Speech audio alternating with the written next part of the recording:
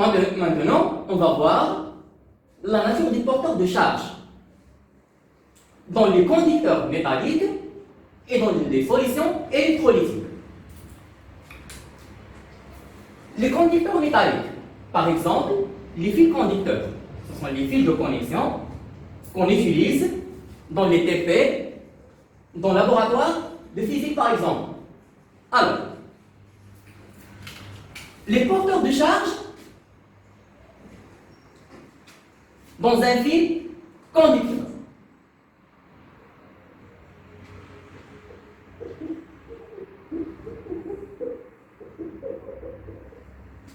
Les porteurs de charge dans un fil conducteur sont les électrons.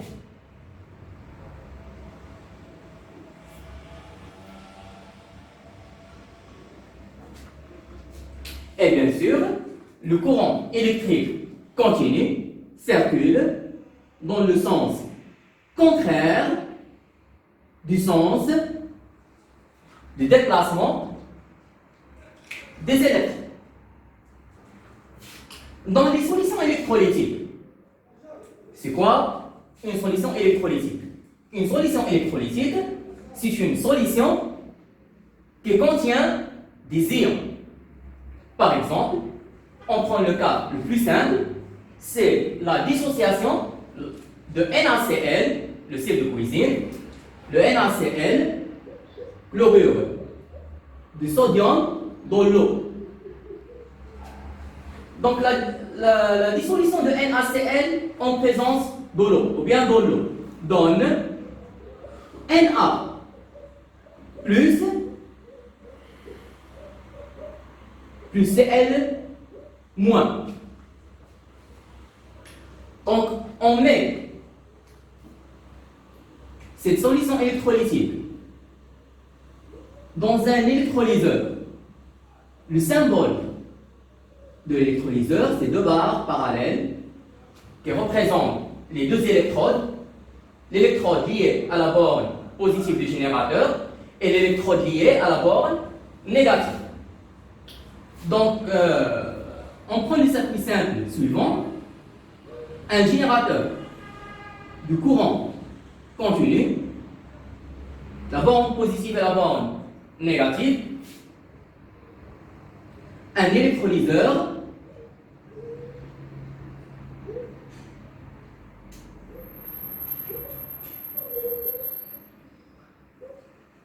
et une lampe.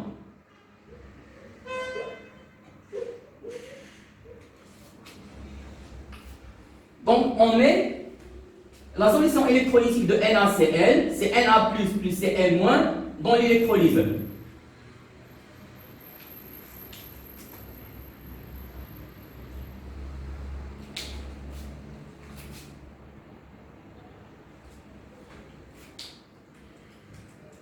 On constate que la lampe s'allume. Mais comment?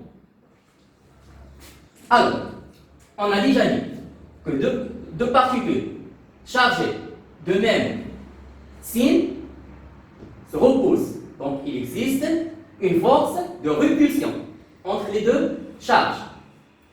Et deux charges chargées de signes contraires s'attirent. Donc, il existe une force d'attraction entre les deux particules. Donc, les ions de Cl-, ou bien les ions de chlorure, sont chargés négativement. Donc, les ions de Cl- migrent, ou bien se déplacent vers l'électrode liée à la borne positive du générateur. Et les ions de Na+, chargés positivement, migrent vers l'électrode liée à la borne négative du générateur.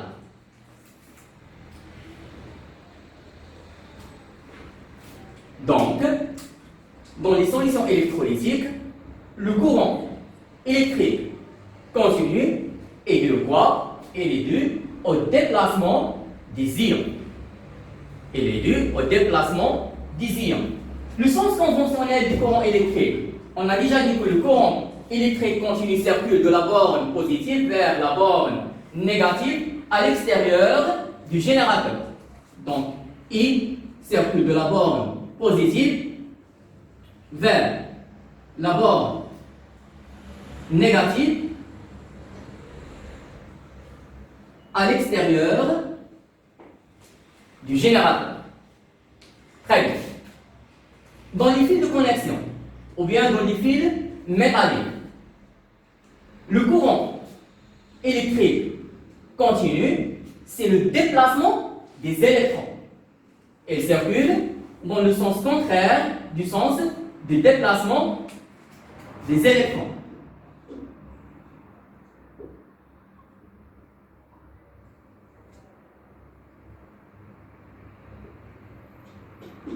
Voilà.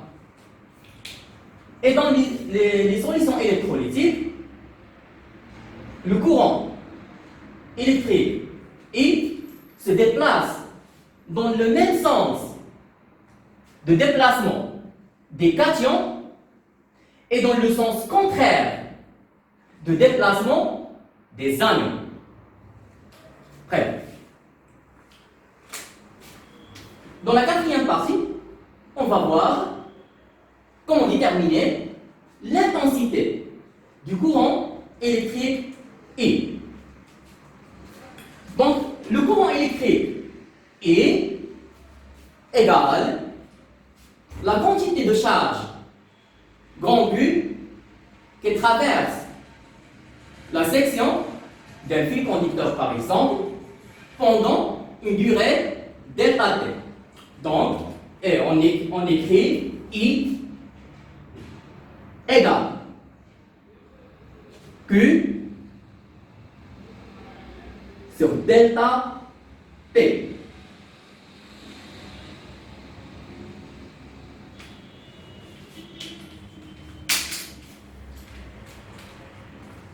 Donc, par exemple, on a un fil conducteur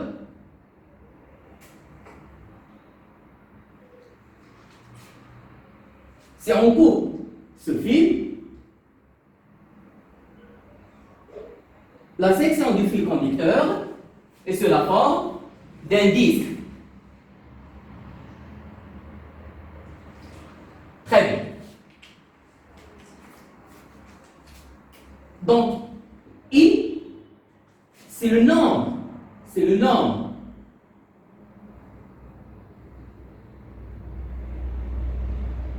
des électrons qui traversent la section, par exemple, d'un fil conducteur pendant une durée delta T. Donc, Q, c'est la quantité de charge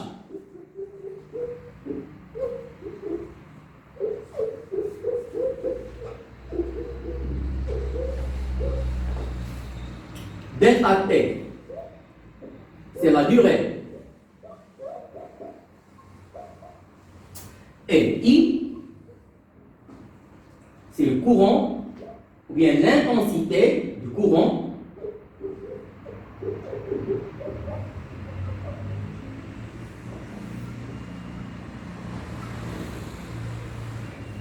en ampères. La durée en secondes et la quantité de charge en coulomb. Très bien. Maintenant, on va voir comment déterminer cette quantité de charge Q.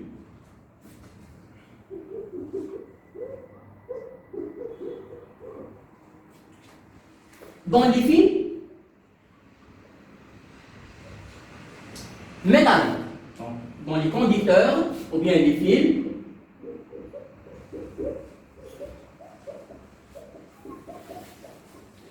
métalliques, la quantité de charge Q égale N E. La quantité de charge Q égale N E.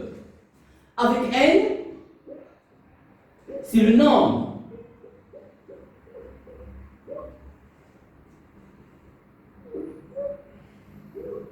des électrons qui traversent la section du fil conducteur. Et eux, la charge électrique égale, bien la charge élémentaire électrique égale 1,6 fois 10 à la puissance moins 19 coulombs. Dans les solutions électrolytiques,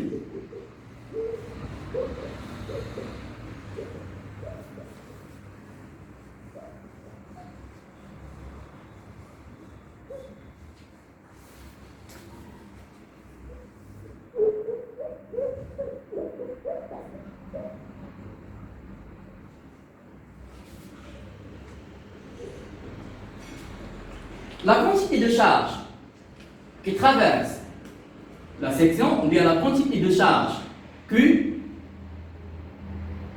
égale alpha fois N fois E.